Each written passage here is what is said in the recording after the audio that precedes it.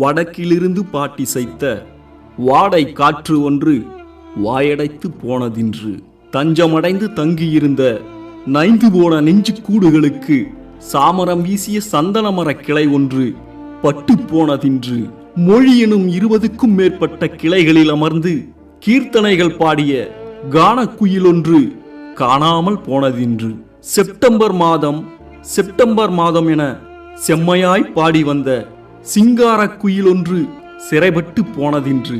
மாந்தோப்பு குயில் ஒன்று மௌனத்தை சூடிக்கொண்டது. செண்பகமே என சிந்து பாடிய சிங்கார குரல் ஒன்று சிறைபட்டு போனதின்று.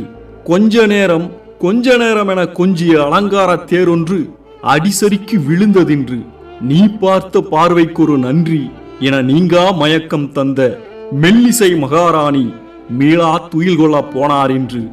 பூத உடல் பிரிந்தாலும் பூச்சக்கரமாய் காற்றில் அசைந்தாடி மனம் வீசும் உங்கள் ஆலாபனைகள் வாழும் அம்மா. இம்மண்ணுலகம் இருக்கும் வரை வாழ்ந்து கொண்டே இருக்கும் அம்மா.